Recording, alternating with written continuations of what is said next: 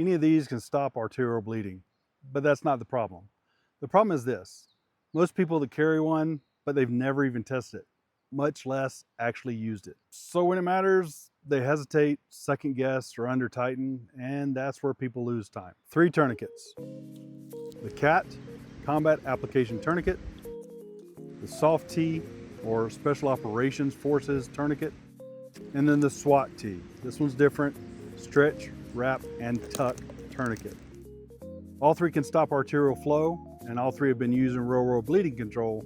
The difference is not capability, but it's actually how it behaves in your hand. The thing to remember is this: you're not slowing bleeding, you're stopping arterial flow, the high pressure side of the heart. One standard: no pulse past the tourniquet. If it's still pulsing past the tourniquet's not gonna fix it. You have to. The CAT, Combat Application Tourniquet, is simple and fast. It includes a windlass, straightforward routing, easy to learn. Most people find this actually the quickest to apply, especially one-handed. It reduces friction in the moment.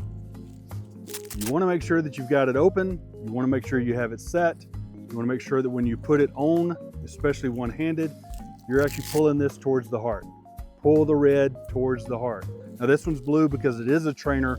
It's one that I use over and over and over. But once you've gotten it tightened, pulled tight across the arm, you take and you start spinning the windlass. Lock it in, close it in with the time band, and then make sure you mark your time on it. If it's still bleeding, tighten it down some more.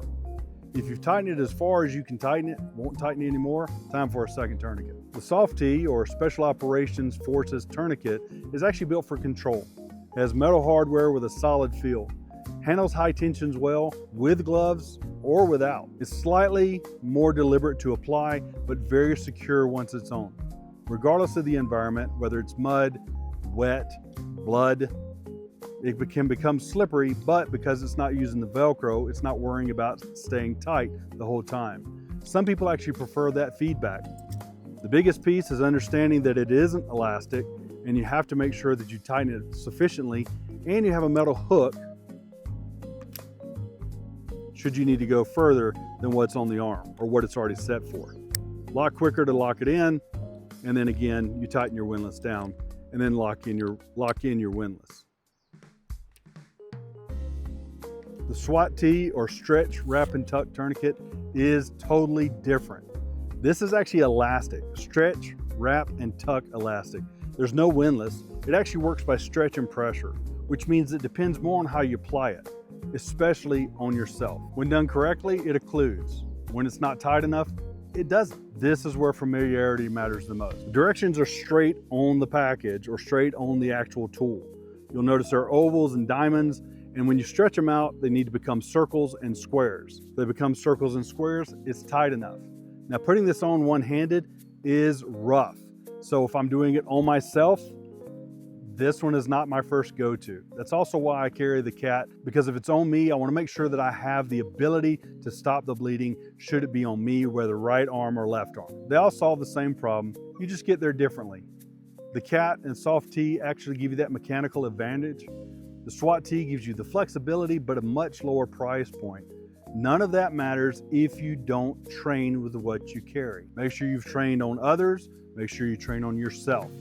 If you realize you bought the SWAT-T because it was cheaper and then you can't apply it to yourself, there's a problem. If you want to see me applying it to myself, check out this video right here. You should not be choosing these in an emergency. That's the actual truth about it. You should be familiar, you shouldn't have to choose which one, and ideally, you've already practiced with it as well.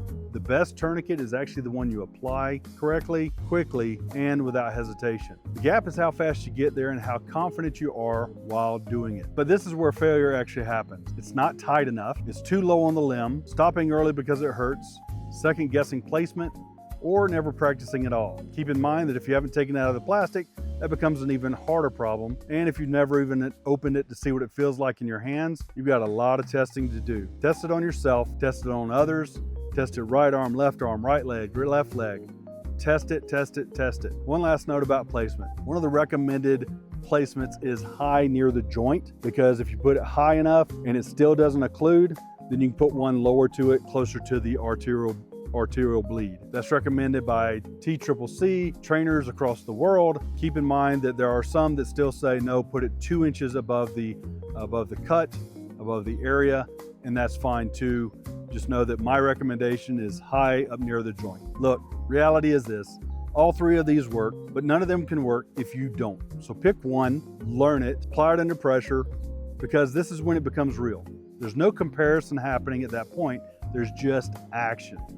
If you realize that that one's not for you, then switch to a different one and practice, practice, practice. The blue ones are a little more expensive because I practice with it. I also train others with it. That's the reason I even purchased that one to start with. But I do carry 2 of those in my bag. I carry a SWAT-T on my person. I have it all going on for what I need to do. So pretty simple. Again, all 3 work. Just pick one that's best for you and test it. Until then, use your instincts to survive. Thanks for watching.